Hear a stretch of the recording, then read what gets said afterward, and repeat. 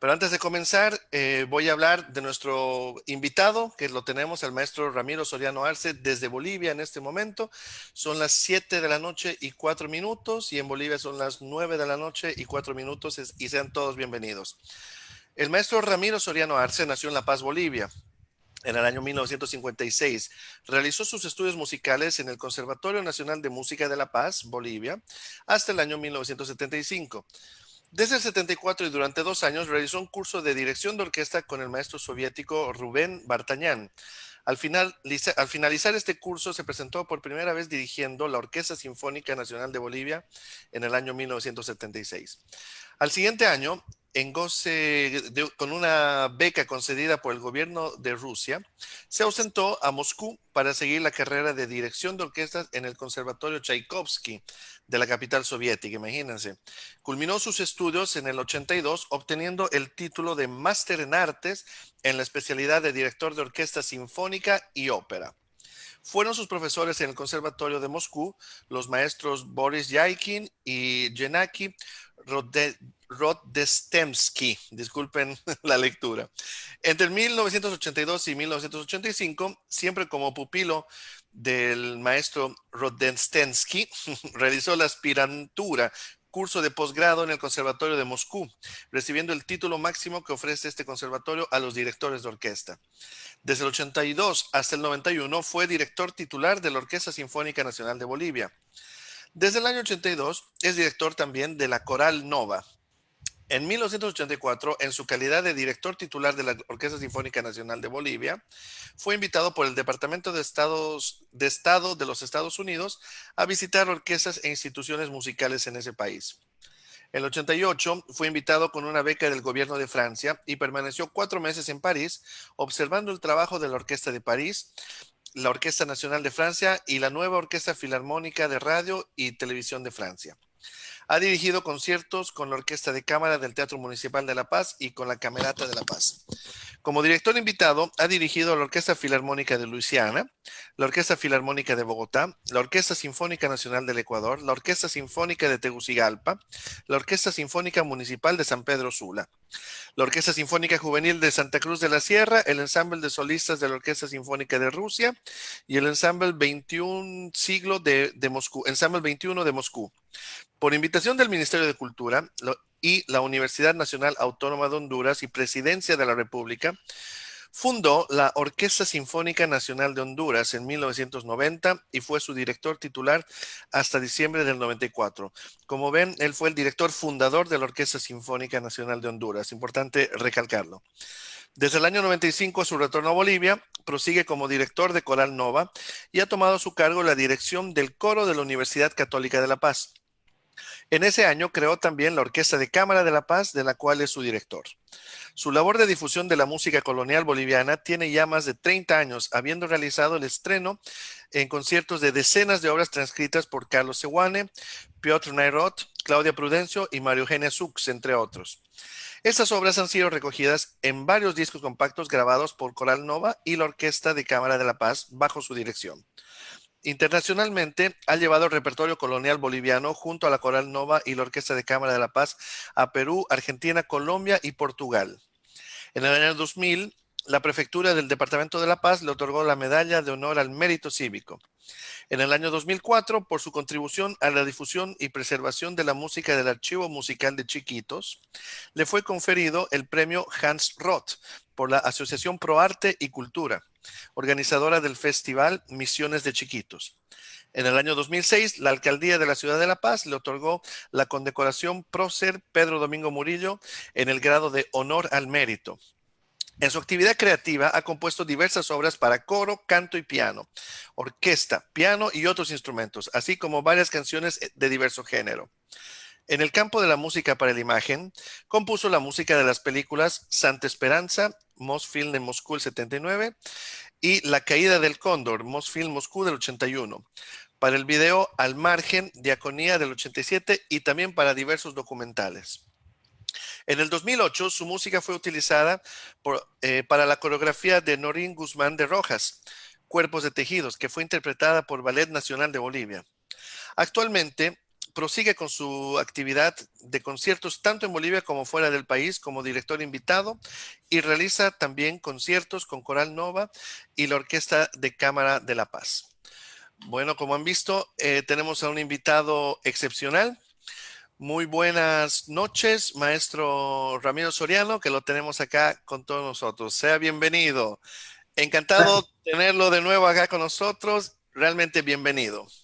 Gracias, mi querido Daniel. Como siempre, un gran placer estar con ustedes. No, la verdad para nosotros igual.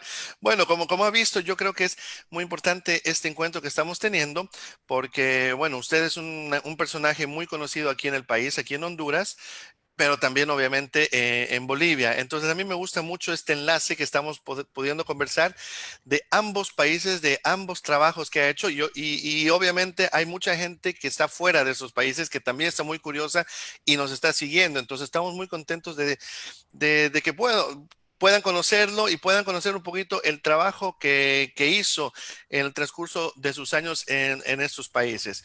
Pero maestro, antes de comenzar, yo quisiera, si es posible, que nos cuente un poco su experiencia en este periodo de la pandemia. ¿Usted qué puntos positivos y negativos cree que está sucediendo, han pasado gracias a la pandemia por el coronavirus, famoso que nos está dejando todos y nos ha dejado en casa por mucho tiempo? Y sobre todo para la música y para el arte, ¿qué piensa usted? Y lo que está pasando obviamente también en Bolivia, que muchos de nosotros tal vez no sabemos perfectamente o no saben perfectamente. Bueno, sin duda, esta circunstancia tan dramática por la que Claro, le toca pasar al mundo en este tiempo, claro, eh, está dejando y va a dejar graves secuelas por la inactividad que se está produciendo especialmente para los músicos, para los artistas en general, que viven de su encuentro y de su relación en vivo con el público. exacto. Todas esas ramas de gente que trabaja en conciertos al vivo, en conciertos, en fin, de diverso tipo que implican la reunión de gente, naturalmente, bueno, están ya todo este medio año sin poder trabajar y por ello, naturalmente, las condiciones se hacen complicadas. Eh, Creo que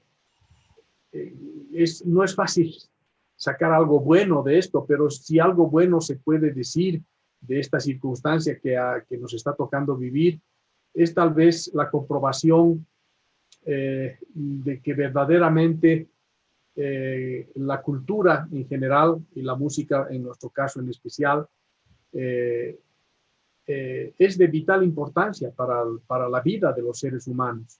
Claro. Yo podría decir que se ha sobrevivido a esta circunstancia tan complicada eh, muchísimo mejor gracias a la cultura, gracias a los conciertos que se han podido ver, gracias Virtuales a y los todo. libros que la gente lee, en fin, y en las diversas manifestaciones del arte. Además, se ha manifestado también una generosidad muy grande de los artistas que han entregado sus obras, han liberado sus obras para que la gente pueda acceder a ellas gratuitamente. Inclusive, bueno, se han empezado a crear estas obras a través de videos que se mandan de un lado al otro y se los Virtuales, ensambla claro. y se hace la música, en fin. Los artistas creo que se han manifestado en toda su creatividad y diría yo en toda su generosidad, porque bien podría también todo esto haber sido hecho con la intención de ganar dinero, cosa que no hubiera sido tampoco por, algo ilógico, porque la gente está sin trabajar. Y sin Claro. embargo, a pesar de eso, los artistas, de la manera más generosa, han liberado sus obras, han creado obras nuevas que las han ido mostrando por los diversos canales de la Internet. Y para que la gente, bueno, pueda subsistir de una manera mucho más mucho menos dolorosa, digamos, esta situación, que de no haber habido estos medios, verdaderamente sería absolutamente dramático. Uf, imagínense, realmente, si no hubiéramos tenido eso más en todo este confinamiento que hemos tenido, no sé qué hubiera pasado, ¿verdad? Así es. Entonces, yo creo que eh, de bueno también vamos a sacar, creo yo, un poco haber descubierto estos medios de comunicación con el gran público. Aquí en Bolivia se han realizado algunos conciertos ya hacia el final, en estos últimos tiempos, algunos conciertos que sí han sido pagados a través del Facebook, De plataformas electrónicas, plataformas, claro, plataformas virtuales. virtuales. Y no tengo yo la experiencia personal de haber hecho eso, pero tengo las informaciones de que la gente que ha ido por esos caminos ha tenido una resonancia muy importante y ha tenido resultados muy buenos. Porque además, naturalmente, al hacer esto, por ejemplo, se pueden bajar un poco o bastante los precios de las entradas. Claro, Porque claro. naturalmente, primero que no se trata de un espectáculo propiamente en vivo, aunque esté en vivo, pero bueno, no es presencial, digamos. Y por lo tanto, bueno, los precios de las entradas han sido menores, pero la cantidad de gente que accede a eso porque está en su casa y porque es más fácil y porque no tiene que trasladarse al teatro y porque, en fin, puede verlo desde su cama, Mm. si fuera necesario. Entonces, los números, al parecer, de público que ha accedido a estos conciertos son muy altos. Y entonces, desde un punto de vista económico, han resultado también muy atractivos Satisfactorios, y muy claro. productivos, claro que sí. Entonces, creo que, por ejemplo, esa es una lección que nosotros podemos tomar para cuando ya no haya reclusión en las casas, pero sí los conciertos puedan seguir siendo transmitidos por estas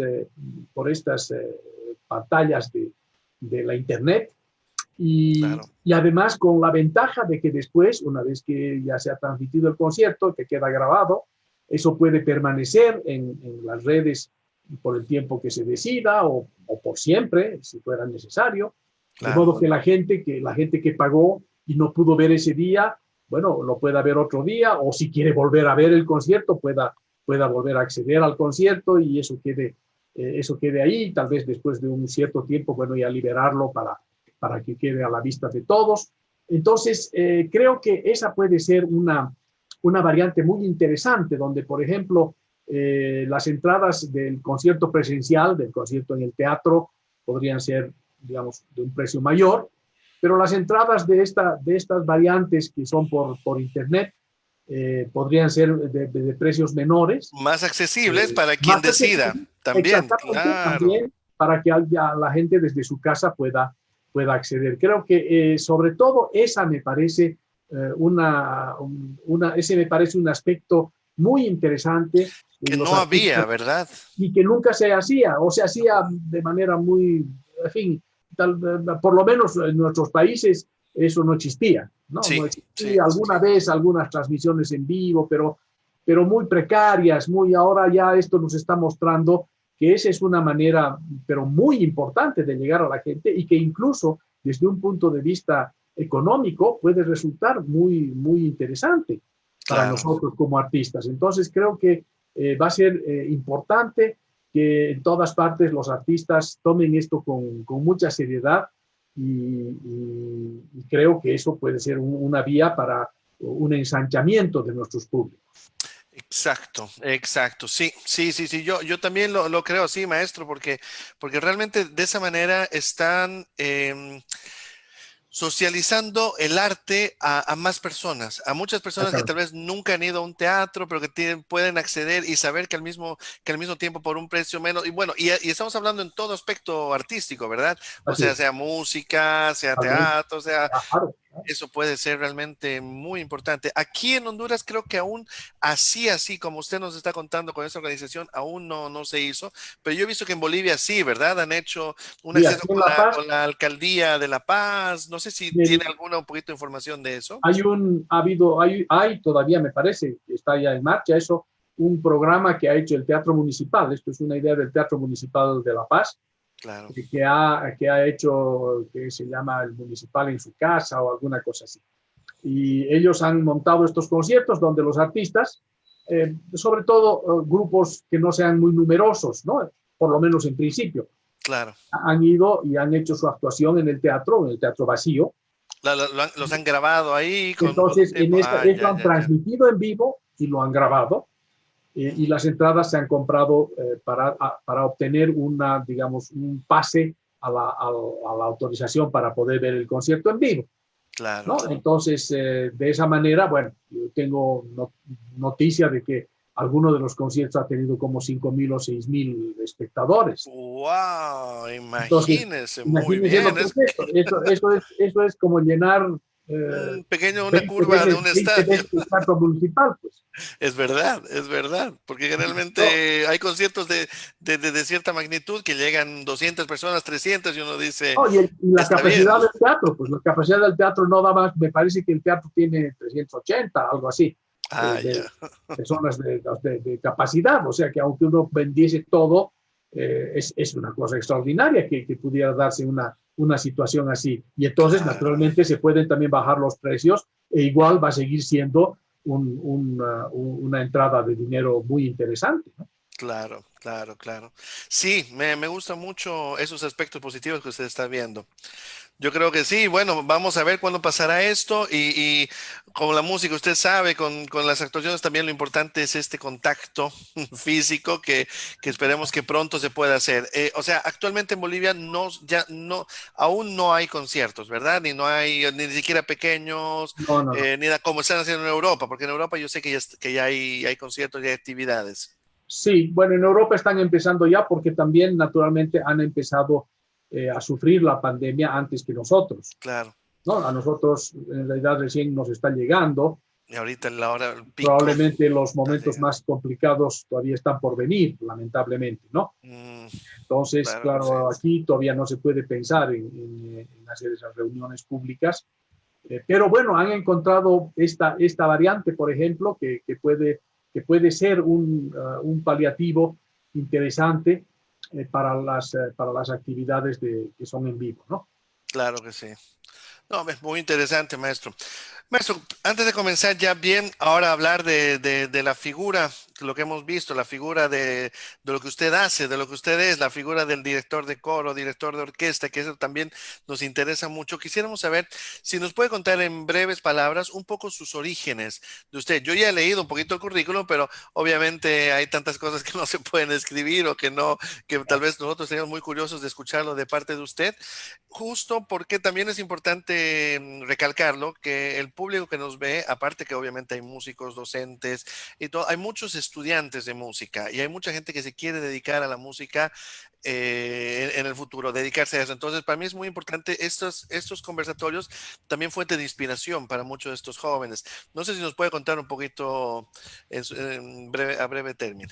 Bueno, la verdad es que yo tuve la fortuna, la suerte de haber nacido en un hogar de gente muy ligada a la cultura. Mi papá fue un poeta y además un gran amante de la música y gran conocedor de la música clásica, del jazz, del tango. En fin, era un hombre muy interesado y muy sensible a esas manifestaciones, aparte del mismo ser escritor, poeta y, en fin, novelista. Ha escrito una treintena de libros, tanto de Mm, poesía, de novela, de cuento, de crítica literaria, en fin. Entonces, el ambiente de la casa era siempre muy ligado, como digo, a la cultura. Mi mamá fue profesora de música también y músico, también claro. en su momento llegó a enseñar en el Conservatorio Nacional. Entonces, bueno, estábamos nosotros de todas maneras, ligados a todo eso. La música clásica sonaba siempre en mi casa, como digo, la música clásica, el jazz, los tangos, que eran las cosas que le gustaban a mi papá. Y él normalmente tenía siempre haciendo sonar esa música que nosotros, bueno, poco a poco íbamos asimilando, ¿no? Esto Desde yo que creo, nació, prácticamente, siempre. sí, sí, pienso que sí. Y entonces esto naturalmente seguramente tuvo que tener un efecto sobre mí, aunque yo no puedo decir que yo fuera un músico precoz. Estudiaba en el conservatorio, sí, desde muy pequeño, pero era un estudiante un poco extraño que no ejercía propiamente la música, estudiaba ahí, hacía mis clases, en fin, yo terminé el conservatorio junto con el colegio, hacia los 18 A años, los 18 estaba años, terminando el claro. colegio y también el conservatorio. Pero como le digo, no, curiosamente no tenía yo una actividad propiamente musical. Esa actividad empezó más o menos seguramente cuando yo tenía unos 17, 18 y de estar en el coro del colegio, digamos que era mi única actividad propiamente musical, el coro del colegio alemán donde yo estudiaba. Ah, El, claro. el director del colegio alemán llegó y después se convirtió en director de la Sociedad Coral Boliviana. Y entonces él llegó Mm, a alguna gente del coro del colegio a la Sociedad Coral. Entre los claro. primeros no pude ir yo porque estaba todavía en proceso de cambio de voz. Entonces con una voz semifemenina no podía yo todavía Entrar al estar coro en la mix. Sociedad Coral.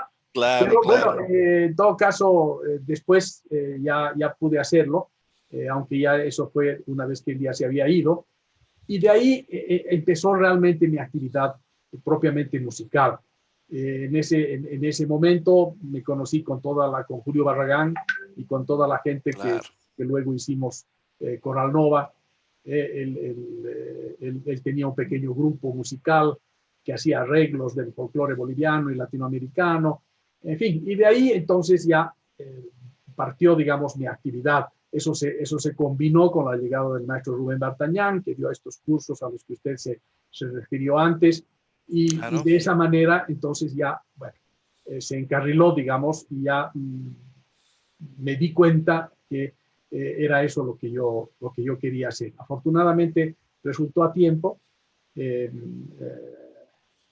aunque probablemente me hubiera gustado tal vez empezar a hacer las cosas un poco antes, pero dentro de todo creo que resultó muy bien y a pesar de que mi mamá sobre todo estaba aterrorizada ante la idea de que yo me dedicara a la música, De tener un hijo músico, ¿verdad? sobre todo ella porque ella vivía la realidad de lo que era la Claro. actividad de los músicos y en fin, que no es nada fácil, pues, ¿no? Sí. En Sobre países como todo en los nuestros nuestros, países, claro. nuestros países donde no hay una infraestructura musical importante, no es fácil tomar estas decisiones. Bueno, y eso en aquellos tiempos era todavía mucho más grave, pues hoy día, de todas maneras, yo creo que la decisión de dedicarse a la música tanto en Bolivia como en Honduras no es lo que era hace 30 años. Mm, ¿No?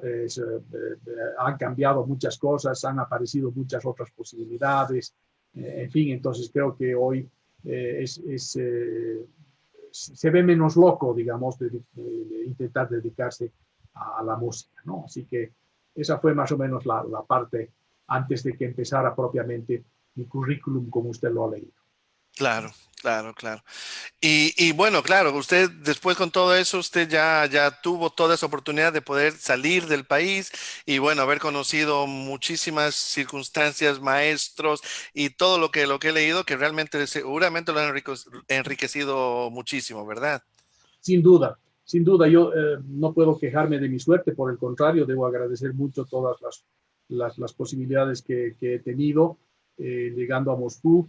Este primer profesor que me tocó a mí, Boris Haikin, Mm, era un viejo director de la escuela, de la es vieja escuela de dirección rusa. rusa. Él era director del Teatro Bolshoi, uno de los viejos directores del Teatro Bolshoi, que falleció al final del primer año en el que yo estuve ahí. Mm, Y es más, un par de semanas antes de mi examen final de ese primer año, falleció él y bueno, tuve que enfrentar esa primera prueba solo. sin su docente. Ush, qué No, y con la situación. ayuda de otro profesor que me mandaron, que era más viejito que él todavía, el profesor Ginsburg, que también era muy famoso, Ujú. que me ayudó, fue para mi ensayo final y me ayudó con algunas cosas. Y luego tuve la enorme suerte de haber sido asignado a la clase del maestro Gennady Rozhesvensky, que no es muy fácil Eso de usted lo pronunciar, pronuncia bien, yo ¿no? no sabía cómo pronunciarlo leyéndolo. Pero Sí, sí, claro, es uno de los directores más ilustres de toda la historia de la música rusa, soviética, ¿no? claro. Uno de los directores más grandes y en ese momento, en esos años, estaba en la cúspide de su éxito, de su actividad, en fin, entonces poder entrar en su clase fue realmente para mí una verdadera lotería maravillosa, ¿no? Que, Claro. que tuve la suerte de obtener. Y una pregunta, maestro, ¿y el trabajo ahí, el estudio era realmente de muy alto? Bueno, obviamente lo es aún, pero haber estado ahí después de un país, como se dice, del tercer mundo, de haber conocido, llegar al Conservatorio de Moscú en ese periodo, era realmente ¿cómo ha sido su experiencia? Me imagino que ha debido ser casi que usted no la creía posible, Sí, sí, porque bueno, bueno, sabemos todos la escuela rusa como es y como ha sido sobre todo, ¿verdad? así es. No, sin duda, bueno, el cambio fue monumental en todos los sentidos, porque era y es una sociedad digamos, que tiene un nivel cultural, pues, portentoso, ¿no? Eh, Claro. entonces, naturalmente, el nivel de los estudiantes de música era tremendo. Sin embargo, yo debo decir que, por ejemplo, dentro de lo teórico, yo había terminado ya el conservatorio aquí, de todas maneras, Claro. entonces toda la parte teórica en general no tuve mayor problema. Los exámenes que me hicieron al llegar y todo. Claro, también estaba el problema de la barrera del idioma, porque Eso también le quería preguntar con lo del era todo en idioma. ruso, era todo en ruso, sí. Y, Claro. y no había posibilidad de hacer en inglés ni nada de eso, o sea que había que hacer en ruso. Así que ese primer año, por eso mismo, fue bastante duro, porque tuve que no solo acomodarme a las exigencias del estudio, sino Del además nivel a poder aprender el idioma, ¿no? al Un idioma que, idioma, claro, para claro, nosotros es totalmente extraño y que no tiene vecindades de ninguna clase. claro. Entonces, yo en el momento, por suerte, ya hablaba inglés y alemán, eso me ayudó un Mm, poquito, claro, por la ¿no? escuela, por el colegio alemán que tuvo, o sea, ya Claro, tenía una base también. exacto. Ah, ya, ¿No? ya, ya, Entonces, ya. eso de todas maneras siempre ayudó un poco, pero bueno, igual el ruso es ruso, pues, ¿no? Entonces, Claro, ese primer año fue, en ese sentido, fue pesado, ¿no? Fue difícil, fue tenso, claro. pero bueno, uno es joven y además está haciendo lo que quiere hacer, se da cuenta del lugar donde está. Recuerdo las primeras experiencias de la primera vez que fui a un concierto de una orquesta ahí, y para mí me parecía increíble que una orquesta sonase así en vivo, ¿no? De esa Porque manera, uno en los claro. países, aquí en Bolivia, nuestra orquesta era pequeña, siempre con dificultades, siempre sin poder alcanzar los niveles que son deseables. Entonces uno es como que se acostumbra a eso, ¿no? A que así es en vivo y dónde es que uno oye las grandes obras y cómo se debe hacer en los discos. En los discos. En un disco es donde uno oye una gran orquesta, donde hay uno, en fin, la música como es. Y de repente llegar al lugar y darse cuenta de que cada noche había un concierto así ahí. Y claro, sonaba así, era impresionante. También me impresionaba mucho el nivel de los estudiantes. Tengo hasta hoy el recuerdo de estar, yo vivía en la residencia del conservatorio, había una Ujú, residencia para extranjeros y para rusos que no fueran de Moscú, ¿no? claro. Los que llegaban de otras ciudades, en fin, también vivían ahí. Era una enorme residencia. Y en el mejor estilo soviético era un solo edificio de 5 pisos y una cuadra de largo. Mm, Y, y, el, y, el, los corredores eran de una cuadra de largo. Pues, De una cuadra, claro, ¿no? claro. Y se veía la ventana del otro lado y todo el resto eran puertas de cuartos nomás, con un par de salas que daban un poco de luz ahí a medio camino. Entonces, yo recuerdo mucho los primeros días de salir de mi cuarto para ir a hacer cualquier cosa y estar caminando por ese pasillo y oír de las puertas de los cuartos las cosas que estudiaban los alumnos que Los estaban en el alumnos, salón. claro. Y claro, uno incluso en algunos me paraba ahí para oír porque estaba tocando. Y yo decía, pero ¿y este que está tocando eso? ¿Qué cosa ya va a estudiar? ¿Qué cosa ya pueden enseñarle a mí? Claro. ¿No? Son cosas así. Y claro, con el tiempo, ese es el primer choque, ¿no? Es así, es la primera impresión tremenda. Yo recuerdo que aquí, por ejemplo, no se pasara de tocar, pues, sonatas de Beethoven, Mozart de Beethoven, algún osado tocaba un poco de Chopin, y pare de contar. Y ahí, ¿Y claro. qué decir conciertos, no? Conciertos para piano, no se pasaba. Los más aventajados llegaban tal vez a algún concierto de Beethoven, pero no más que eso. Y de repente estar caminando por ahí y que de las puertas estén saliendo los Rachmaninoff, los Brahms y Tchaikovsky de toda clase todos los instrumentos, era una cosa tremenda, ¿no? Claro. Pero claro, y lo mismo cuando fui a un concierto de la orquesta, todo parecía perfecto, todo parecía así inmejorable, ¿no? Pero bueno, así es, por eso es que la posibilidad de vivir en medios que son de alta exigencia en cualquier campo, Claro. si usted dice lo mismo, seguramente le puede contar un futbolista que llegó y llegó ¿no? a jugar en Italia y de repente dice, pero ¿y cómo puede ser esto posible? Bueno, así es, ¿no? Ese es el nivel.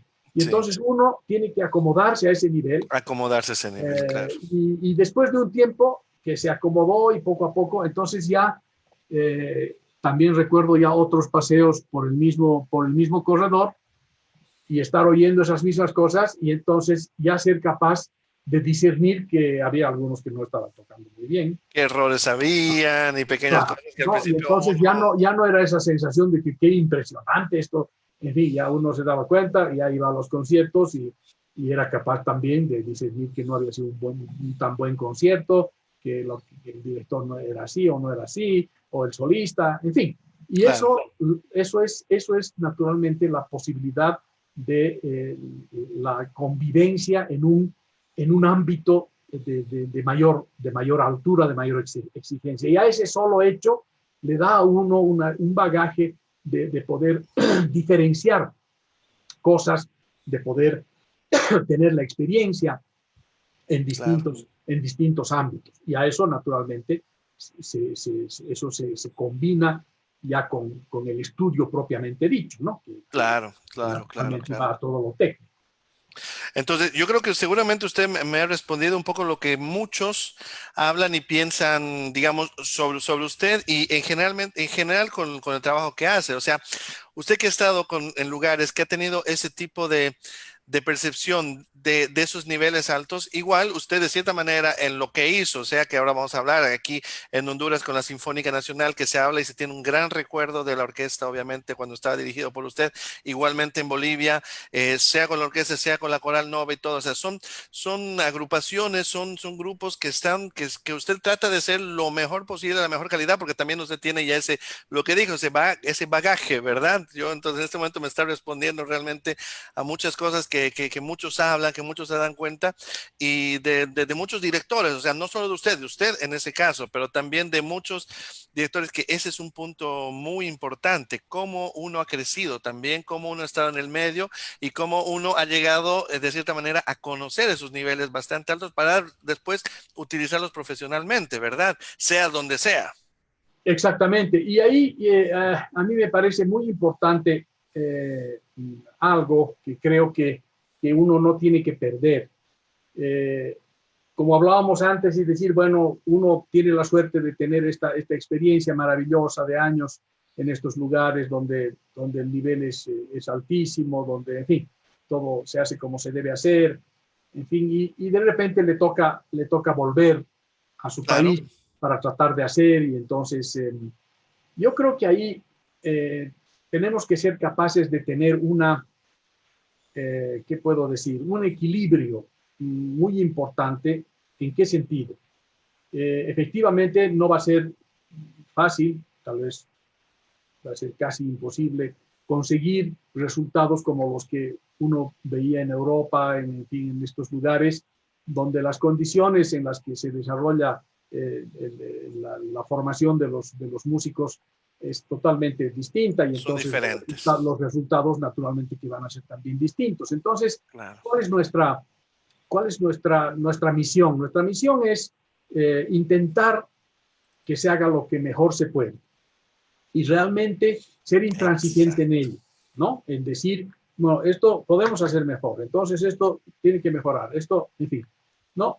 Pero tener el equilibrio suficiente como para también percibir adecuadamente cuando ya no es posible más, Claro, porque las circunstancias se dan así, y que ese más seguramente se va a dar con el trabajo, con el tiempo. Entonces, estoy en este nivel, tengo que ser capaz el proceso, ¿verdad? de vislumbrar eso y decir, bueno, estamos en esto, ya hemos alcanzado esto, no es lo ideal, pero es lo que podemos ahora.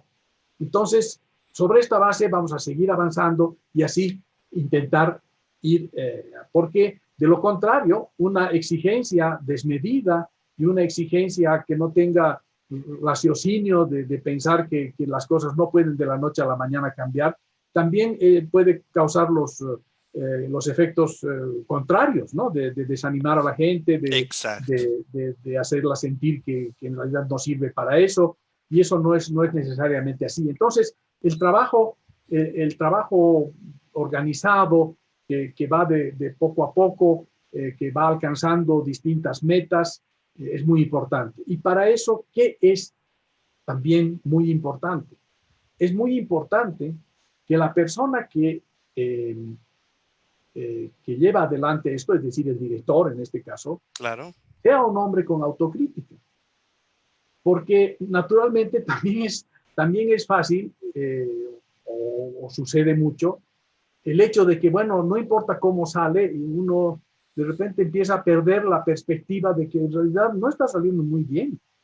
mm, Y entonces, por las condiciones y las circunstancias de que el público aplaude, de que la gente que está participando está muy feliz y se siente que ha hecho lo máximo y que qué bien, qué maravilla, y que naturalmente es necesario reforzar esos sentimientos de que vamos adelante, de que está bien, pero al mismo tiempo tenemos que tener una autocrítica que nos diga, sí, todo muy bien, muy lindo, una belleza a la gente, hermoso que todas las familias que estaban ahí aplaudan a sus hijos y los amigos, ¿no? Pero nosotros tenemos que saber cuáles han sido las cosas que no estaban bien, ¿no es claro. cierto?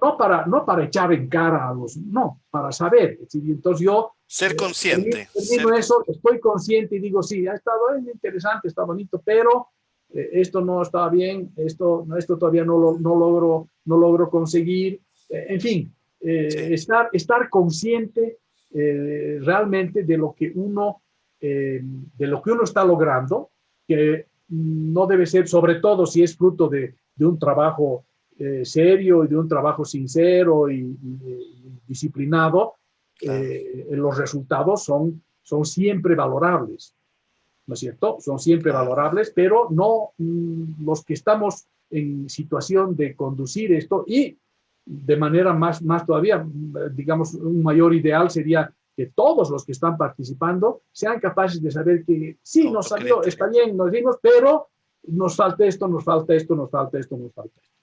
claro. Y entonces, de esa manera se avanza. Y eso pasa en todos los niveles. O sea, Exacto, pasa, eso le quería decir. En todos los niveles es muy importante eso, sea absolutamente. juveniles, infantiles, profesionales, O la Filarmónica de amateurs. Berlín. Claro, O sea, en cualquier nivel. cualquier Usted nivel. vaya al Metropolitan y no puede, o sea, ¿qué se supone? Que ahí ya saben todo, no, no. Y finalmente, ¿qué es saber en el arte, en la música? Eso es qué es correcto, qué es lo correcto, ¿Cuál es la verdad absoluta? No existe. Claro, cuál es la manera correcta de tocar la quinta de Beethoven. ¿Quién? No existe, ¿no es cierto? Entonces simplemente hay variantes maravillosas y gracias a Dios que las hay, porque de lo contrario, quienes no dirigimos la Filarmónica de Berlín estaríamos condenados a la desaparición, ¿no es cierto? No es así.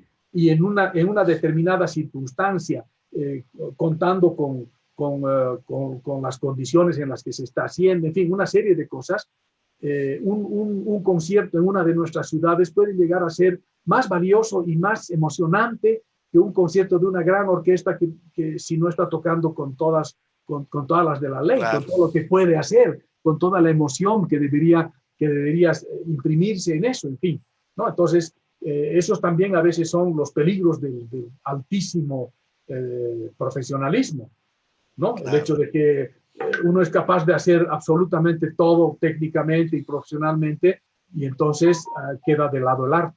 Y queda de lado la verdadera expresión de lo que es la música. Claro. Entonces, eso es muy importante, ¿no? Trabajamos con disciplina, con fuerza, con decisión, con amor, ¿no es cierto? Y conseguimos los mejores resultados. Si hemos conseguido el mejor resultado que podíamos conseguir con el grupo cualquiera determinado, eso ya está bien. Y es suficiente. Claro. Es suficiente para ese concierto, no suficiente para el resto de la vida. Para ese concierto. Exacto. El siguiente, entonces, habrá que partir de eso que hemos conseguido e ir un poco más. Y así, cada vez, ¿no es cierto? Encontrar el camino para el perfeccionamiento, no solamente técnico, sino para el engrandecimiento cultural, artístico de lo que se está haciendo. Y usted estaría hablando de eso prácticamente en todos los campos, hasta en el campo coral, por ejemplo, y estamos hablando tal vez que coros que no son los coros profesionales, creo que a mayor razón muchas veces, porque en los coros son donde más gente que ama la música, ama cantar, que tal vez no tienen la experiencia de ser músicos, pero dan alma, vida y corazón, y es muy importante tener ese discurso, ¿verdad, maestro? Absolutamente, absolutamente. Y en ese caso, por ejemplo, el coro es una muestra muy típica de la gente que hace eso por amor a la música. Claro. ¿No es cierto? Claro. Realmente por amor a la música. Entonces, sí, eso está muy bien, pero eso no puede ser todo, no puede ser suficiente. Claro. Eso es la base y es una maravillosa base. Pero claro, ahí vienen también algunas dificultades, es decir, ¿quién los dirige? Si quien los dirige no tiene la capacitación como para intentar llegar a estos niveles mayores, claro, el trabajo se hace más difícil, un poco menos posible de ser realizado. Pero bueno, en todo caso, el director tiene sobre sí esa responsabilidad. Entonces, y si uno está al frente de un grupo que no es profesional, que es amateur, como es el caso de la gran mayoría de los coros en Latinoamérica, sí, entonces hay una responsabilidad también, naturalmente, de tener que guiar a esa gente. Y entonces no puede un director de coro ser una persona que no estudia, que no investiga, que no trata de mejorar, porque claro, entonces ahí es donde la cosa se estropea. Y peor aún si no tiene la autocrítica de reconocer esto. Los errores y todo, claro, entonces, ahí está hablando, sí. Hay muchos que les gusta que les digan maestro a veces demasiado rápido, ¿no? Entonces eso puede ser un peligro. Claro, claro. Sí, por ejemplo, maestro, nosotros sabemos y conocemos perfectamente el coro que usted ha fundado prácticamente, ¿verdad? La Coral Nova, o ha estado al menos desde sus inicios. Actualmente sí, es un coro reconocido en Latinoamérica y han ido por muchos lugares. Y este es un coro que tiene un poco de todo, ¿verdad? En el sentido, tiene músicos, no sé si nos puede contar un poquito sobre la Coral Nova. Coral Nova, que fue fundada por Julio Barragán. Ah, ok, sí. Él fue el fundador, que en su inicio era más que un coro, un conjunto de unas 5 personas con las cuales él experimentaba los arreglos que tenía de música folclórica. Entonces cantaban y ellos eran parte también de la sociedad coral, ahí los conocí yo. Claro, ya. Entonces en las reuniones de la sociedad coral, en las fiestas, no sé qué, ellos cantaban. ¿no? Cantaban sus arreglitos y todos los aplaudían, porque eran arreglos muy bonitos que varios de ellos los cantamos hasta hoy. Claro, claro. ¿No? Entonces, después de un tiempo, eso fue en el año 71 seguramente, más o menos. Después de que yo entré a la sociedad coral, 71 he debido entrar a la sociedad coral, ahí los conocí este grupo, y hacia el final de ese año, Julio decidió convertir eso en un pequeño coro, en un coro de cámara. Y entonces, desde ser esas 5 personas, llamó a una gente, digamos, para conformar un coro de 4 personas por voz, más o menos. Claro, Entonces claro, se volvió claro. un corito de unas 16 personas. 16 personas. Y en ese grupo entré yo. Ya. ¿No? Yo entré en ese grupo que cantaba yo tenor y tocaba charango, que era mi función. Porque una de las innovaciones en ese tiempo que hacía este coro es que se tocaban instrumentos desde el coro. Claro, entonces, claro. Julio tocaba guitarra, yo tocaba charango, había algunos instrumentos de percusión. Estaba también en ese momento un pianista, Jorge Ortiz. Claro. Entonces, Jorge Ortiz, bueno, tocaba algunas cosas con piano. Empezamos a hacer algunas piezas instrumentales solamente con piano, charango, guitarra, instrumentos de percusión, en fin. Entonces, incorporábamos eso como parte de las, digamos, de los conciertos del coro, algunas pequeñas partes instrumentales. Y luego se empezaron a hacer también algunas obras para ese grupo de instrumentos con coro, ¿no? Entonces de ahí salió, por ejemplo, un Ave María que era de Julio Barragán, para eso tenía una obra Calasasaya de Jorge Ortiz que tenía piano y una parte de piano que él tocaba muy, muy difícil y muy linda, acompañada con charango, con guitarra, con instrumentos, en fin. Entonces eso era, digamos, algo innovador en el momento, ¿no? Claro. Aquí había, digamos, la Coral 13, que sí tenía guitarra, tocaban Con guitarra. el maestro César Espada, ¿verdad? Exactamente, con César Espada. Entonces, que también era un grupo muy, muy famoso del momento. Sí. Yo solo le cuento pequeña cosa, que mi mamá hacía parte de la Coral 13, solo comentar, entonces ahí siempre he tenido hoy crecer con eso, claro. La Coral 13 era mucho más famosa que nosotros, porque ellos eran el grupo del momento, ¿no? Nosotros empezamos y después, bueno, ellos después medio que se diluyeron, me parece que César viajó. Se fue, claro. Fue a México, entonces, bueno, después, y como que varios de la Coral 13, Jorge Ugarteche, por ejemplo. Cierto, claro, Jorge Ugarteche, sí. Me parece que Carmen Peñalosa, se vinieron a Coral Nova y se volvieron ya miembros de nuestro coro. Y de ahí es que empezamos a trabajar con eso. Esa fue todo en la época. En el 77 yo me fui a Moscú a estudiar. Al volver en las vacaciones hicimos un par de conciertos sinfónico-corales con Coral Nova, ¿no? En lo que también ingresamos desde ese punto de vista. Y en el 82, que yo volví, digamos, después de finalizar la primera parte del conservatorio, entonces Julio decidió irse a Santa Cruz, a hacer el coro en Santa Cruz, lo invitaron ahí y bueno, se dieron las circunstancias. Y se quedó allá, yo me quedé con Coral Nova en La Paz.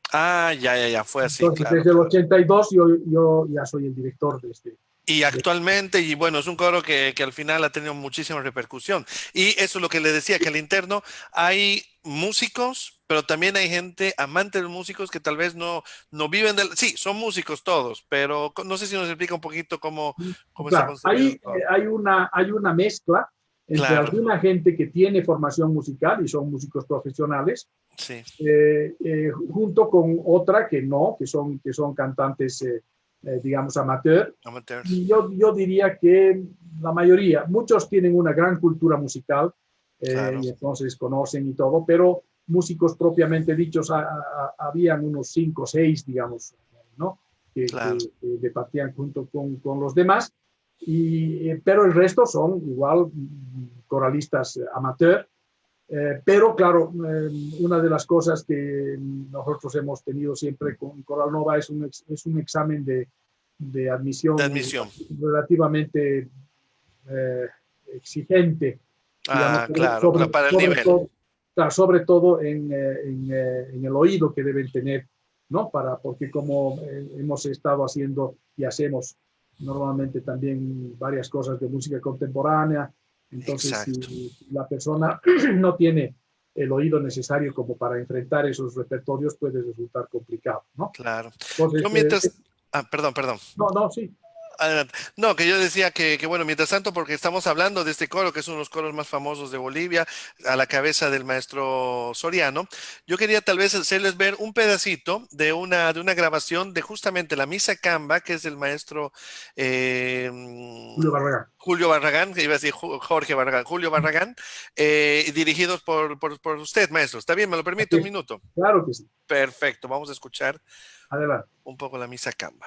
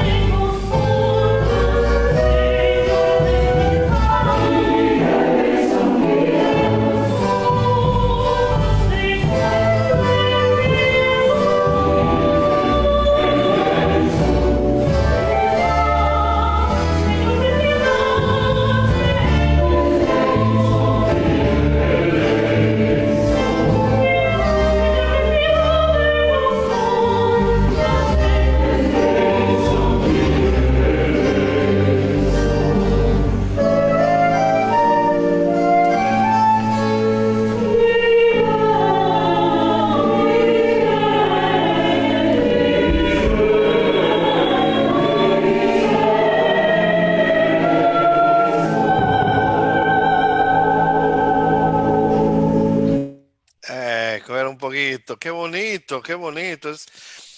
Es lindísima esta obra, ¿verdad? Así es, ese es el Kyrie. Es el Kyrie, Es la parte del Kire, ¿verdad? exactamente. Esta misa es la misa Camba que le llamó él, Sí. aunque a pesar de ser Camba, tiene ahí para, bueno, para nuestros oyentes o que se llamarán televidentes, en este caso son videntes nomás, Facebookentes o algo face- así. facebookientes, debemos decir que camba se le dice en Bolivia a los habitantes de la zona de Santa Cruz, de la zona Del oriente del oriente boliviano, ¿no? Y esa zona tiene una serie de ritmos folclóricos propios del lugar, Claro. a diferencia, digamos, de los ritmos que son de la zona andina, de la zona de los Andes, y entonces al llamarle misa camba, uno imagina solamente ritmos de Santa Cruz y De Beni, Santa ¿no? Cruz, claro, uno ¿No? piensa, sí, sí, sí. Pero en este caso, en esta misa hay una cueca, hay una parte como de la zona de Tarija, en fin, es como una misa más boliviana, digamos así, ¿no? Y entonces eso es interesante. Y la otra característica interesante que Julio siempre utilizaba es la mezcla de los idiomas. Ya Ah, ya. ¿se acuerda que yo le hablé de esa Ave María que se cantaba en los De primeros la tiempos? memoria, claro, claro, claro que lo Esa Ave hicieron, sí. María tiene la característica de que está escrito tanto en latín como en español al mismo tiempo. Entonces los Claro, idiomas se van mezclando, turnando, digamos, ¿no? Entonces es como que la traducción está ahí mismo, ¿no? claro. Entonces esta misa tiene esa misma característica, ¿no? A momentos se está cantando Cristo ten piedad y por momentos se está Y después cantando Kyrie eleison, Kyrie eleison, sí, Christe eleison, ¿no? dice Entonces eleison, eso se claro. va mezclando, eso es muy característico de Julio, y por eso esta misa tiene ese sabor muy, muy interesante, además con el acompañamiento de los instrumentos, ¿no? De los instrumentos, sí, sí, sí, sí, ¿no? Y la rítmica es realmente muy, muy interesante. Y bueno, y hablando y continuando, después de que usted obviamente ha hecho todo lo que ha hecho, ha estado con el coro, con el Nova, tuvimos, bueno, porque también yo de cierta manera me siento adoptado hondureño, entonces tuvimos la dicha, soy boliviano siempre, pero también me siento adoptado hondureño, de que usted llegó a Honduras y bueno, fundó la Orquesta Sinfónica Nacional de este país, que por lo que todo el mundo habla y los músicos de la época, bueno, recuerdan con muchísimo, muchísimo cariño. Dejó una huella en ese país y con mucho, mucho cariño realmente de parte de todos. Cuéntanos brevemente tal vez esa experiencia de haber trabajado aquí con la Sinfónica Nacional de Honduras y qué le parecieron los músicos acá en Honduras. Bueno, mi experiencia en Honduras es una de las más emocionantes de mi carrera de músico, una de las más queridas de mi carrera de músico, porque tuvo un significado muy, muy profundo para mí, Claro. ir a un país que no conocía yo en absoluto, que no tenía verdad, en verdad idea de qué es lo que me podía encontrar. Y me encontré con una aventura verdaderamente maravillosa que fue la de crear esa Orquesta Sinfónica Nacional, y hacerlo con la participación de músicos muy jóvenes, Claro, algunos claro, de claro. ellos propiamente niños, ¿no? Entonces, como que, como siempre en nuestros países, uno no puede hacer nada que no aparecen los que critican, ¿no? Eso es latinoamericano. Claro. Entonces, había gente que criticaba a la Orquesta Sinfónica Nacional porque decía que son muy jóvenes. Mm. Son muy jóvenes para hacer la Orquesta Sinfónica Nacional, había unos que decían. Y yo les decía, bueno, pero ¿qué culpa tenemos nosotros de que los músicos de este país sean jóvenes, ¿no? Eso es Claro. así aquí, o sea, ¿qué podemos hacer? ¿No? Y entonces, como le digo, fue encontrar un grupo de gente increíblemente talentosa, una cosa muy curiosa y particular, que la gran mayoría de las cuerdas llegaban desde San Pedro y Claro. la mayoría, en realidad prácticamente todos los vientos estaban en Tegucigalpa.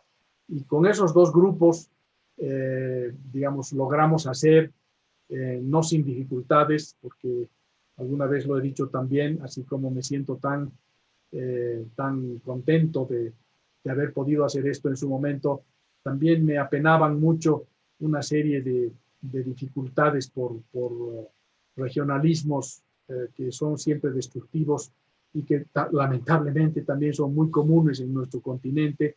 En Mm. Bolivia también tenemos cosas así, porque ese tipo de actitudes no hacen sino entorpecer, porque eso nunca lleva a buen término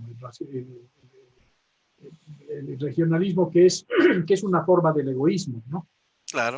claro. Entonces, no era fácil llevar adelante esta empresa de la orquesta, pero pudimos hacerlo y aquí también mi homenaje más sincero y más cariñoso para David Vides, que fue el hombre que tuvo la fuerza para poder enfrentar todas estas dificultades que había para poder hacerlo y me otorgó el enorme regalo de que yo no me tuviera que ocupar de nada sino de la música. Era una belleza porque yo no tenía Claro, otra ocupación sino nada la, más. la orquesta, sus ensayos, la programación, los conciertos, en fin. Y él era el que tenía que ir a enfrentarse con la burocracia, con el regionalismo y con todas las cosas que implican, bueno, estas empresas, ¿no? Que son difíciles y que cuando aparecen también naturalmente no es fácil de hacerlas.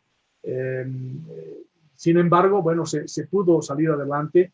Y una cosa sí debo decir, todos estos regionalismos, todas estas dificultades estaban fuera de la orquesta, nunca dentro. Es decir, los músicos que llegaban de San Pedro, los que estaban en Tegucigalpa, nunca hubo ese tipo de enfrentamientos, que si porque era de San Pedro o porque era de Tegucigalpa, la orquesta era una sola y la gente trabajaba con el mayor ahínco y eso era hermoso de verse, El ¿no? fin de la Hermoso orquesta. de experimentarlo, que todos los músicos sentían que era su orquesta, ¿no? La orquesta del país. O sea, Y perdón que le interrumpo, ese es un ejemplo de comunidad realmente. O sea, es el verdadero ejemplo que deberían todos tener, que han trabajado por la comunidad misma del país, que era la Orquesta Nacional, ¿verdad? así es, ¿no? Y yo creo que eso hacia adentro de la orquesta se entendía muy bien. Claro, era una gran ventaja que fuera gente joven, Claro, porque los jóvenes generalmente no tienen esos prejuicios, no tienen esas deformaciones que un poco la vida nos va creando a veces, ¿no? es verdad. Entonces, en ese sentido, podíamos hacerlo y podíamos hacerlo muy bien. Tuvimos, tuvimos también una suerte en Mil, que el presidente Rafael Callejas, a Los quien yo apoyaba mucho, le ¿no? rindo mi homenaje y mi agradecimiento después de los años, se interesara y finalmente adoptara a la orquesta y nos apoyó de manera maravillosa durante los 4 años de su presidencia en los que pudimos hacer realmente lo que hicimos en absoluta gran medida gracias a él. Gracias a él. Claro, claro.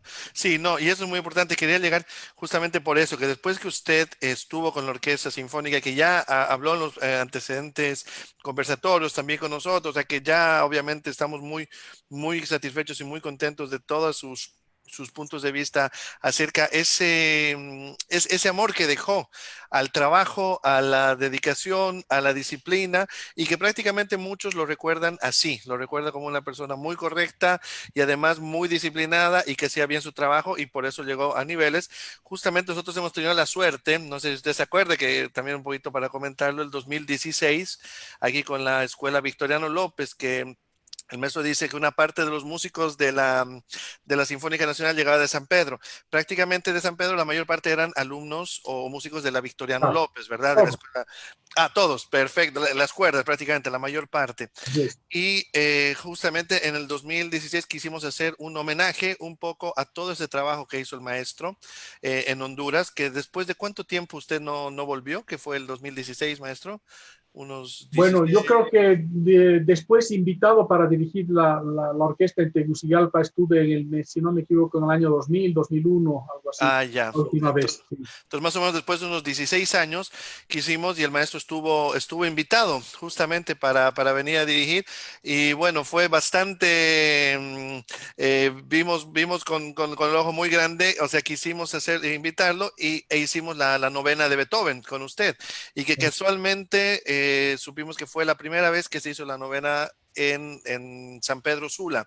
Entonces, imagínense, era prácticamente como una, no digo resurrección, pero decimos de algún punto así importante de la cultura en el país con una persona que ha dado mucho por el país, que es el maestro.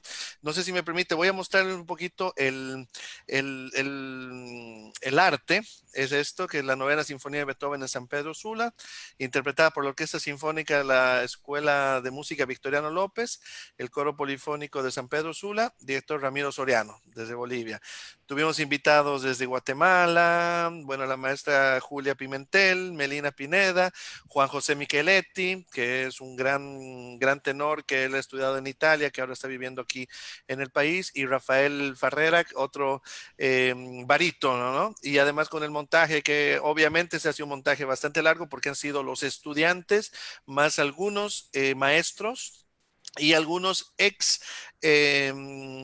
integrantes de la Sinfónica Nacional Antigua de la Sinfónica Nacional de Honduras. Entonces ha sido algo realmente muy bonito ahí en el Parque México, que fue el 25 de noviembre, que lo tengo con mucho cariño.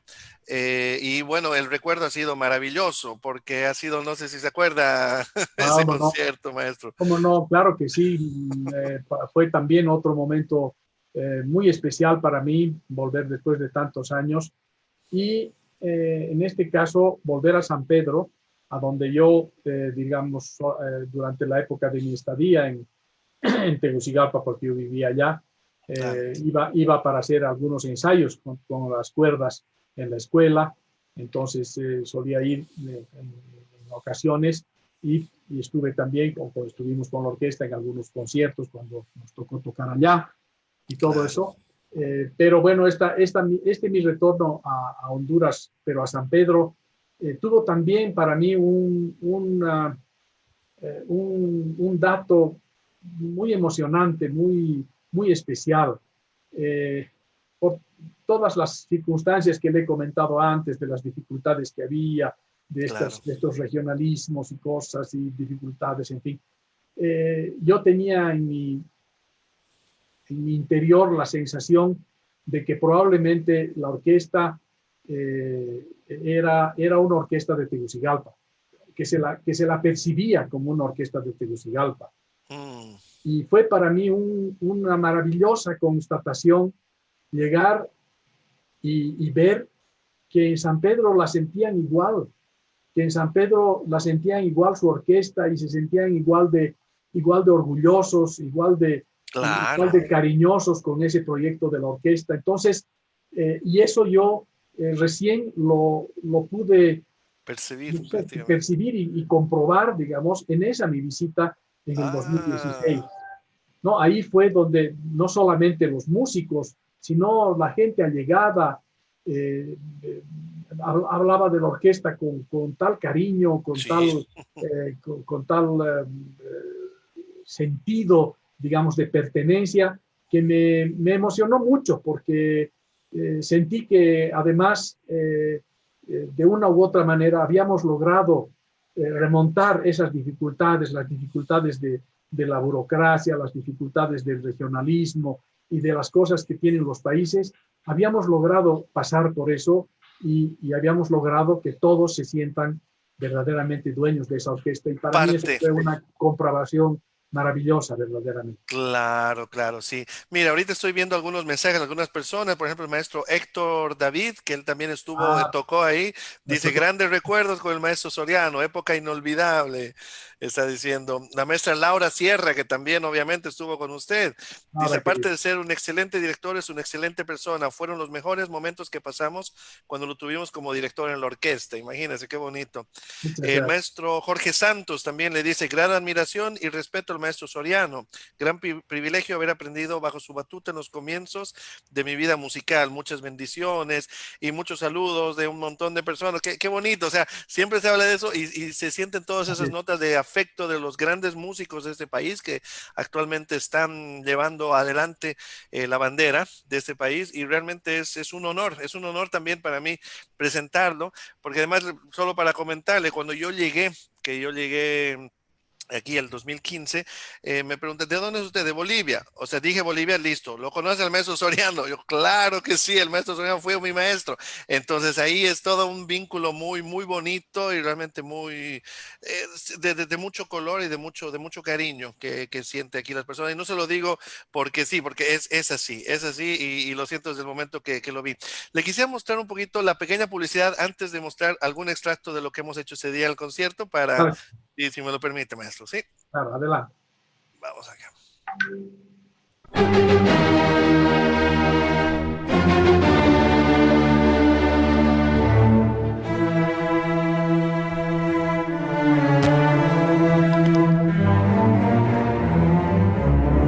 ¿Qué tal amigos de Teleprogreso? En este momento nos encontramos aquí en la terminal de San Pedro Sula esperando el bus desde El Salvador que trae al violinista internacional, al español Edu de la Fuente Guillén.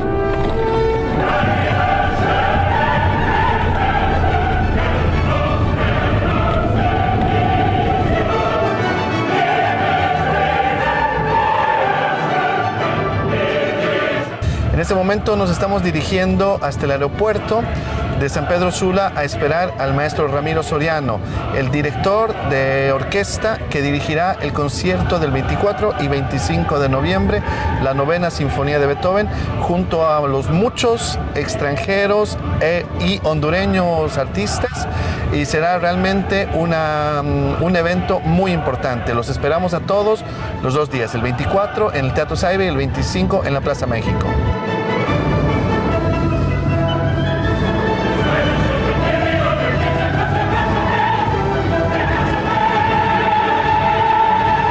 Maestro Ramiro Soriano Arce, boliviano de nacimiento, él fue el fundador de la Orquesta Sinfónica Nacional de Honduras en los años 90. Fue uno de los personajes más importantes en ese país. Pero ahora, hoy en día, en Bolivia, él es el representante de la música en Bolivia y en el mundo.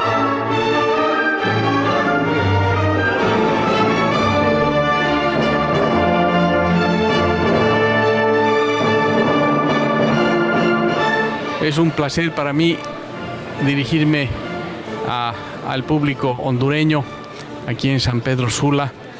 He llegado ya desde Bolivia para empezar los ensayos este lunes para nuestros conciertos con la novena Sinfonía de Beethoven el día 24 los días 24 y 25, donde esperamos que vamos a tener la asistencia de todos para apoyar este trabajo extraordinario que ha emprendido tanta gente que se ha dedicado a esto, la Fundación Sinfónica, la Escuela Victoriano López, el director de la orquesta Daniel Montes, que ha sido tan gentil y generoso de invitarme para realizar estos conciertos.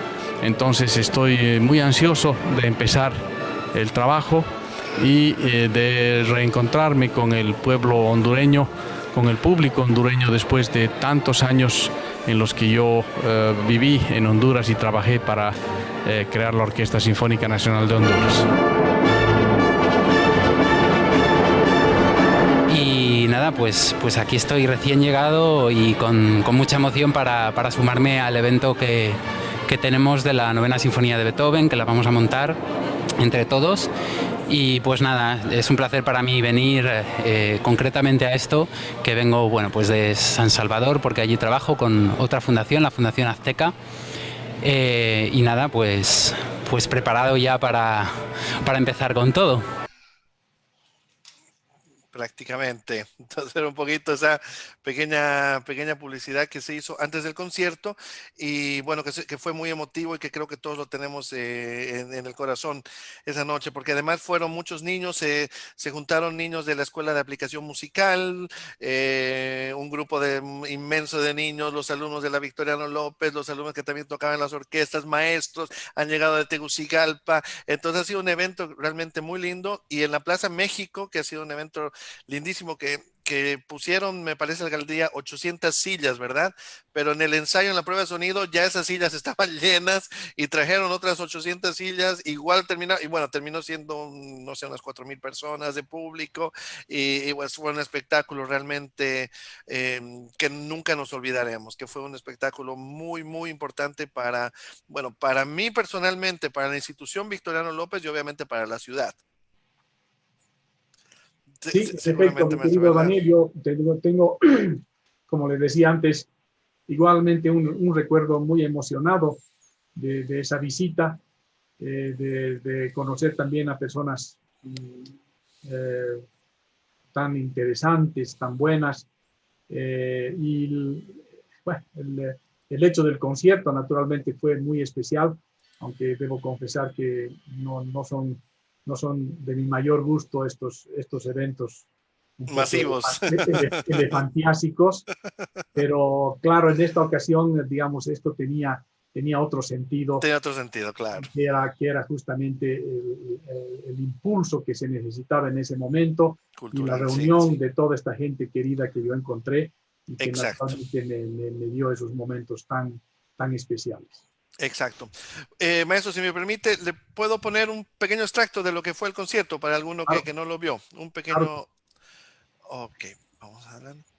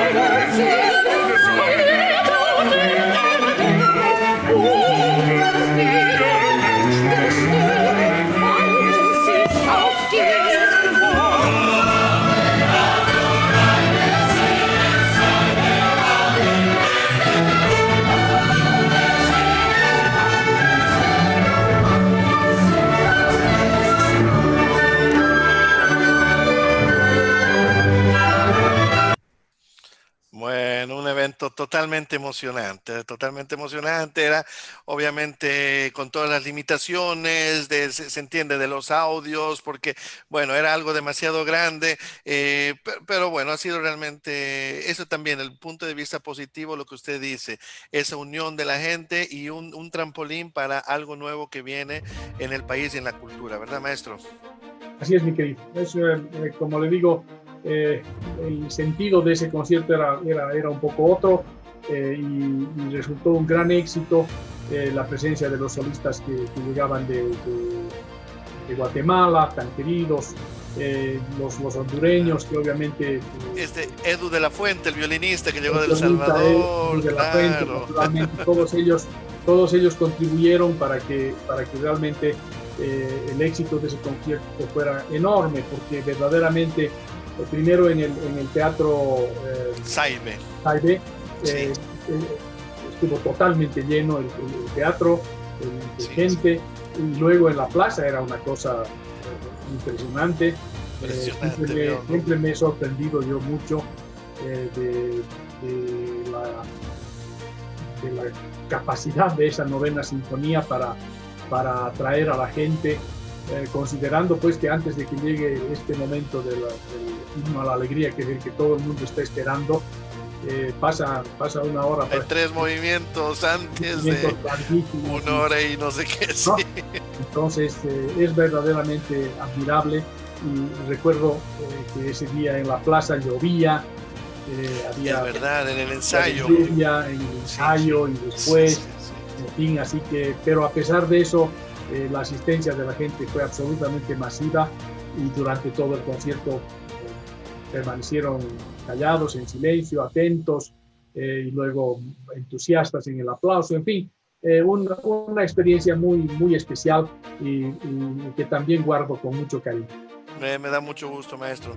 Maestro, realmente un placer tenerlo aquí con nosotros. Espero que las expectativas de muchos haya sido la que hemos querido, o sea, de que usted nos comience a hablar sobre la figura. En primer lugar era eso, la figura del director de coro, de orquesta, pero lo importante es que sin disciplina y sin amor no se puede hacer nada, y usted nos ha demostrado eso en todos los aspectos. Realmente le agradecemos enormemente por habernos dado el acceso para poder estar un momento en su hogar y haber compartido estas pocas palabras aquí con toda la gente que nos está siguiendo. Gracias, mi querido Daniel. Como siempre, mi agradecimiento renovado para usted, que está siempre en contacto conmigo, que está siempre atento, y que me da un lugar verdaderamente de preponderancia, y me permite tener estos accesos a la posibilidad de comunicarme con la gente de Honduras, por la cual guardo el recuerdo más cariñoso, y obviamente las tengo en mi corazón. Así que claro, le agradezco muchísimo, y será hasta cualquier momento en que volvamos a encontrar. Muchas gracias de nuevo, maestro. Gracias a todos. Hasta luego. Gracias. Gusto de verlo. Igual.